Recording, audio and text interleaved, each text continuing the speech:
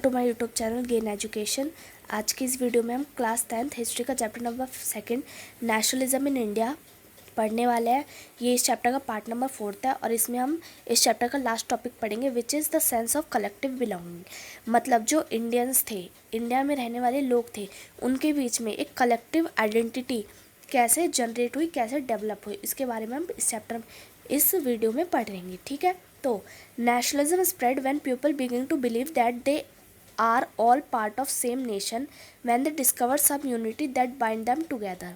तो लोगों के बीच में नेशनलिज्म की फीलिंग, नेशनलिज्म की जो भावना है वो कैसे डेवलप्ड होती है, जब वो एक अपने आप को सेम नेशन का हिस्सा मानते हैं, ठीक है, और किसी भी सिंबल या आइकन से अपने आप को एक यूनाइट मानते हैं। मतलब वो ये मानते हैं कि हाँ, हम लोग सेम नेशन का हिस्सा है, हम एक ही कंट्री के सिटीजन्स हैं और कोई चीज़ जो हम लोगों को एक कम्युनिटी में बांध रही है, इससे क्या होता है, नेशनलिज्म की फीलिंग डेवलप होती है। ठीक है, लेकिन ये जो नेशन का भावना है ये लोगों के माइंड में कैसे डेवलप हुई और डिफरेंट कम्युनिटीज़ में रहने वाले लोग, डिफरेंट रीजन में रहने वाले, डिफरेंट लैंग्वेज बोलने वाले ग्रुप्स के बीच में सेंस ऑफ कलेक्टिव बिलोंगिंग कैसे डेवलप्ड हुई, कैसे जनरेट हुई, ठीक है, उसके बारे में हम आगे पढ़ेंगे यहाँ पर।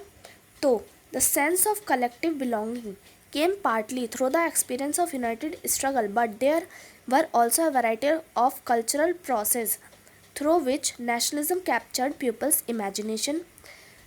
History and fiction, folklore and songs, popular prints and symbols all play a part in making of nationalism।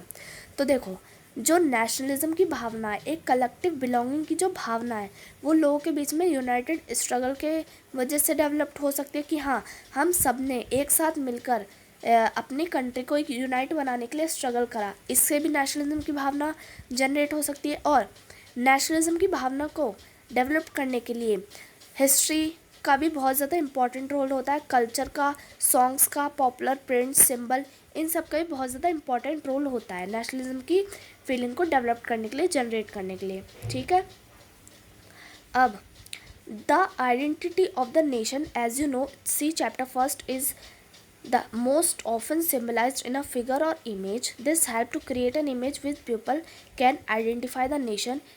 देखो, फर्स्ट चैप्टर में हमने पढ़ा था कि लोगों के बीच में नेशन स्टेट की भावना को जगाने के लिए हमें अपनी नेशन को एक फिगर या इमेज देना था। जैसे हमने नेशनलिज्म इन यूरोप में पढ़ा था, फ्रेंच की जो नेशन है उसको इमेज दी थी मैरियाना की, और जर्मन की नेशन को इमेज दी थी जर्मेनिया की। इसी तरीके से जो 20वीं सेंचुरी में हमारे नेशनलिज्म की ग्रोथ को बढ़ाने के लिए इंडिया के जो आर्टिस्ट थे, उन्होंने इंडिया को इमेज दी एज अ भारत माता। ठीक है, ये जो भारत माता की इमेज थी, ये सबसे पहले बनाई गई थी किसके द्वारा, बंकिम चंद्र चट्टोपाध्याय के द्वारा। ठीक है, भारत माता की इमेज सबसे पहले बंकिम चंद्र चट्टोपाध्याय के द्वारा बनाई गई थी। 1870 में ही wrote Vande Mataram as a hymn to the motherland. 1817 में बंकिम चंद्र चट्टोपाध्याय ने क्या लिखी, वंदे मातरम, हमारा नेशनल सॉन्ग। बाद में ये जो वंदे मातरम है वो उनकी नॉवल, एक फेमस नॉवल आनंद मठ में इंक्लूड हुई।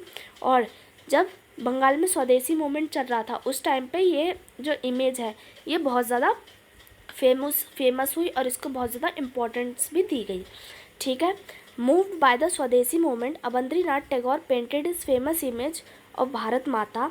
ठीक है, स्वदेशी मूवमेंट के बाद, जो बंगाल में स्वदेशी मूवमेंट चल रहा था उसके बाद जो भारत माता की इमेज है वो अवंद्रीनाथ टैगोर के द्वारा प्रिंट करी गई दूसरी बार।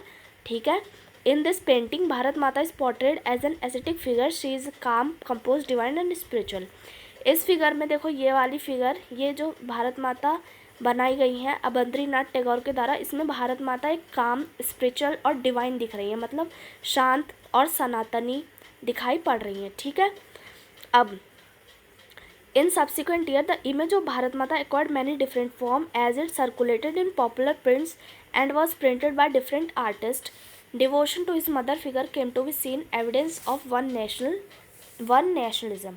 तो देखो, ये जो भारत माता की इमेज है कुछ सालों के बाद ये बहुत अलग अलग आर्टिस्ट के द्वारा बनाने लगी, अलग अलग प्रिंट में, अलग अलग फॉर्म में ये जो भारत माता है ये दर्शाने लगी लोगों के द्वारा। मतलब अलग अलग तरीके, अलग अलग जो लोग थे वो भारत माता को अपने अपने तरीके से फॉर्म करते थे और बनाते थे। ठीक है, ये जो भारत माता है लोगों के बीच में नेशनलिज्म की भावना को स्प्रेड करने में, डेवलप करने में बहुत ज़्यादा इंपॉर्टेंट रोल प्ले करती है। ठीक है, idea of nationalism also develop through movement of revive Indian folklore. जो नेशनलिज्म का आइडिया है वो इंडियन फॉकलोर मतलब कि इंडियन कल्चर से भी बहुत ज़्यादा डेवलप्ड होता है। इंडियन कल्चर भी बहुत ज़्यादा इंपॉर्टेंट होता है नेशनलिज्म के आइडिया को डेवलप करने के लिए। ठीक है, in late 19th century India nationalist began recording folk tales sung by bards and they toured village to gather folk song and legends. अब 19th सेंचुरी में क्या होता था कि जो इंडियंस हैं वो फॉक कल्चर को, सॉन्ग को जो भी गाए जाते थे और फॉक कल्चर फॉलो करा जाता था उसको रिकॉर्ड करते थे। क्यों? क्योंकि उनका मानना ये था कि हमारे जो ट्रेडिशन है और जो कल्चर है अगर हम इसको रिकॉर्ड करेंगे, ठीक है, तो ये लोगों के बीच में नेशनल आइडेंटिटी बनाने के लिए बहुत ज़्यादा इम्पॉर्टेंट होगा और अपने नेशन को एक प्राइड फॉर्म देने के लिए बहुत ज़्यादा इम्पॉर्टेंट होगा। मतलब अपने नेशन की सेल्फ रिस्पेक्ट के लिए बहुत ज़्यादा इम्पॉर्टेंट होगा। ठीक है, अब बंगाल के जो रविंद्रनाथ टैगोर थे उन्होंने भी कुछ नर्सरी राइम्स, मिथ्स और फॉक कल्चर को रिकॉर्ड करा था। ठीक है, और मद्रास में Natesa Sastri published a massive 4-volume collection of Tamil folktales, the folklore of southern India. He believed that folklore was national literature. It was the most trustworthy manifestation of people's real thought and characteristics. अब मद्रास में नतेशा शास्त्री, ठीक है, उन्होंने अपने 4-volume collection की एक Fock tell बनाई थी जिसका नाम था फॉकलोर ऑफ साउथर्न इंडिया। उनका मानना ये था कि जो फॉकलोर है वो नेशनल लिटरेचर है, मतलब कि वो पूरे अपने नेशन को दर्शाता है और ये बहुत ज़्यादा इम्पॉर्टेंट होता है नेशनलिज्म की फीलिंग के लिए, एक नेशन स्टेट के लिए। As the nationalism movement developed, nationalist leader become more and more aware of such icon and symbols in unifying public and inspiring in them feeling of nationalism. During the Swadeshi movement in Bengal, a tricolor red, green, yellow was designed.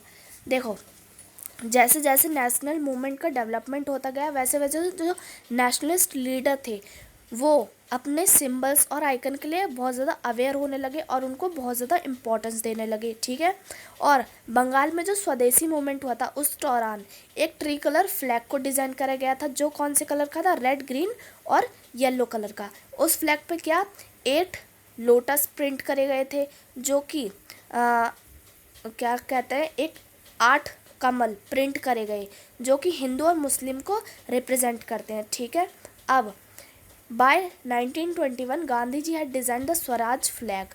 1921 में गांधी जी ने भी एक Swaraj flag को design करा था। ठीक है, ये कौन से कलर का था? रेड, ग्रीन और वाइट कलर का।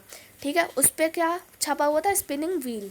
उसके सेंटर पे स्पिनिंग व्हील मतलब चरखा, जो क्या आइडिया देता था? सेल्फ हेल्प का आइडिया देता था। ठीक है, अब देखो,